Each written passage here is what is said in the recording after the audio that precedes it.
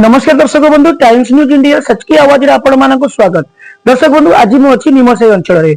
दर्शक बंधु देश स्वाधीन होगा पूर्व जातिर पिता महात्मा गांधी कहते जो पर्यंत समाज रु जाति प्रथा न उठी से पर्यंत देश स्वाधीन हो पारिबे नाही।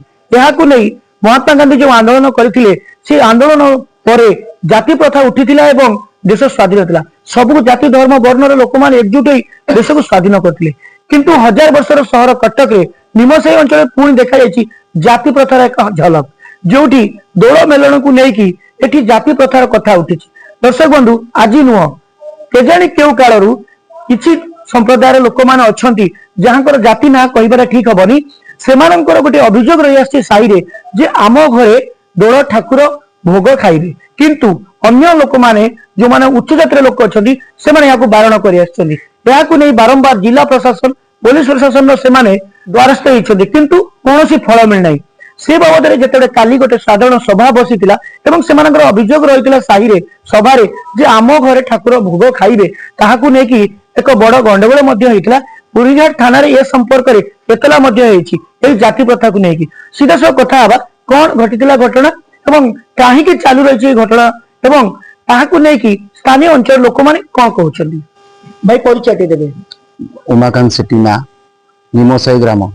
अच्छा कौन काली घटना घटी सर दोल मीटिंग बसला 70-80 लोक होते सभा दोल मीटिंग रे अधिकारी महाशय को पचारा बेलू भोग खिया टी हम आम घरे ना नाई छोट जाति घरे भोग खिया हो पार ना से मु कहबार मुझे आप लिखित हिसाब से किसी दिंतु मु थाना जनईबी से कथा कहबारू 15-10 मिसिकी मत अंधारिया नहीं माइले आपनको खेतार्थ कले आपण थानार द्वारस्थ हेछि थानार ये नहीं आश्रय नहीं आईन जहाँ करेंगे शुणुले जे जिते काली बसीला सभा बसीला घरे दोल ठाकुर भोग खाइबा नहीं जिते से कथा उठे से कहुई जी साहिर जी मुरबी माने अच्छी कटवाल हूँ महंत हूँ एवं अधिकारी हूँ समस्ते कहते तुम्हें छोट जाति तुम घरे आगुरी भी केवे ठाकुर भोग खाई ना कि आगामी दिन में खाइबार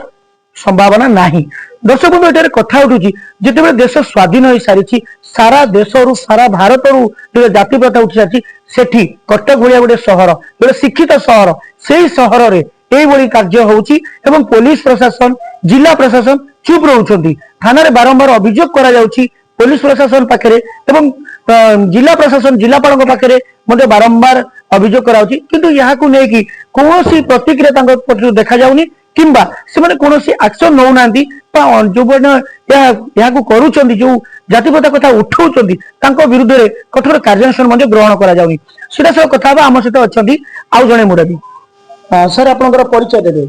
महाशय मोर नाम भास्कर सेठी घर निमसाई कौन हेछि घटना 2023 मसियारू आपण बारंबार जिला प्रशासन पुलिस प्रशासन मुख्यमंत्री को अभियोग कर समस्त जाइछन सब जगह को कौन हेतला घटना काहे जाइतले कौन ए हमर कटक शहर 1000 वर्षर शहर किंतु ये घटना बड़ दुखदायक आउ विधिबद्ध भाव योजना करिकिना करा जाउ मो 2023 मसिया रे साई रे दरखास्त देली कि ठाकुरंकर मंदिर प्रवेश हो ता सहित आम घरे दोल ठाकुर भोग खांतु मोर कौन दरखास्त को कर्णपात कले ना 2024 मसीह दरखास्त कली ताको भी कर्णपात कले 2025 भी दरखास्त कली जे आपन जदि मोर न बुझे मो आईन आश्रय नेबी से कौन सी कथा कि बुझिले नहीं मो जाई फल जाइकिना कलेक्टर सार द्वारस्थ हेली ग्रीवांस उपस्थित रही मो दरखास्त को देली जे कि कलेक्टर साहब डीसीपी को कहले आक कथा बुझ डीसीपी सार आईएस को पुरीघाट आईएस को निर्देश देले कि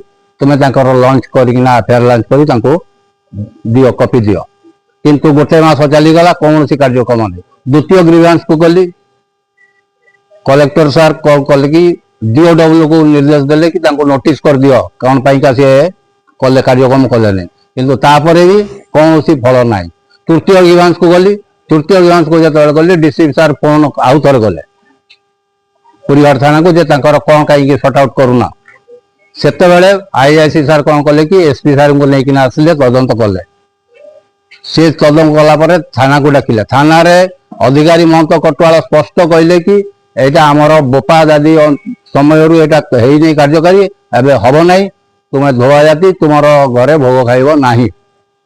द्वितीय थर जो एसपी सार भी आसिले से गोटे मत जे आम भोग खोबू ना। किंतु आज पर्यंत मुझे आईआईसी को सर को देखा करना आसूची मोर एफआईआर कॉपी दियो। आज पर्यंत एफआईआर लंच है ना मत कॉपी देले ना। से गोटे कथा कहते तदंत आहरी अच्छी आहरी समय हम आहरी समय हम ये आज को 5 मास सेप्टेम्बर मसरू आसिकिना फेब्रुआरी मास है आज पर्यंत मत एफआईआर कॉपी मिलला ना। या दुख आउ कौन हो पारे। ये स्वतंत्र योजना भाव आमको दलित अनुसूचित जाति मान को खुला अत्याचार करा जाउछि। आमे आशा करूँ सरकार आसिले बीजेपी सरकार दलित अनुसूचित जाति किसी दुख हरण करियो किंतु आहरी दिन को दिन अधिका अत्याचार हो जाउछि। तेणु अनुरोध करूँ प्रशासन सहृदय सहित या विचार करी आमको न्याय प्रदान करत।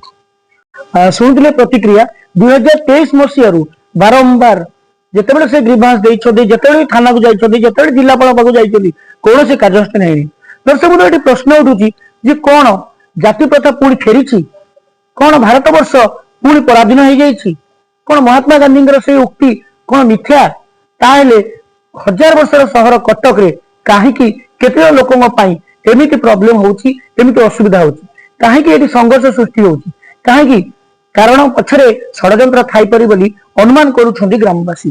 आसन सीधा सब कथा हबा हम सहित अछंती आ जणे ग्रामवासी। मो ना रमेश चंद्र सेठी निमसाई। कौन हेतला काली घटना सर? कालिकार सभारे मु देइथिली गोटे दरखास्त मो घरे ठाकुर भोग खाइबा पे।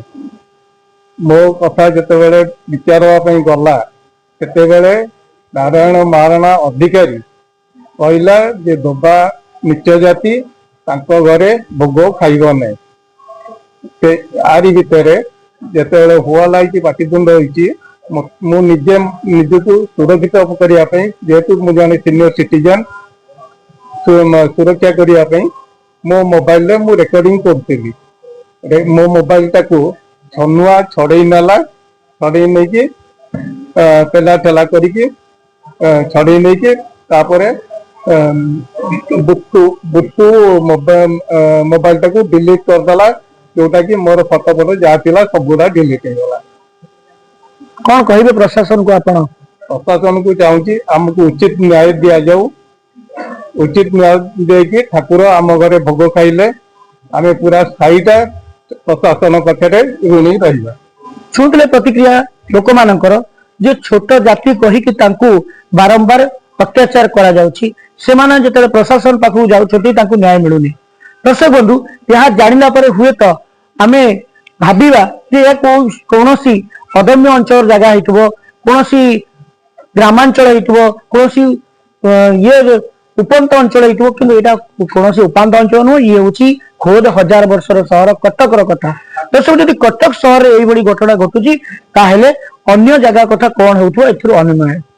दर्शक बंधु प्रशासन कहीं ये कथा शुणु ना प्रशासन कहीं विरुद्ध रे जो माने एमती जाति प्रथा कथा घृण्य प्रथा उठेकी लोक मान अत्याचार कर कार्यानुष्ठान से विरुद्ध रे नौ ना ताहा तो जना पड़ी ना।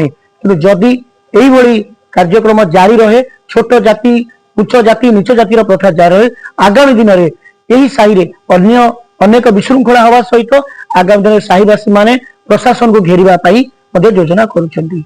Cuttack city Mirza Rizwan Baig, Times News India, सच की आवाज।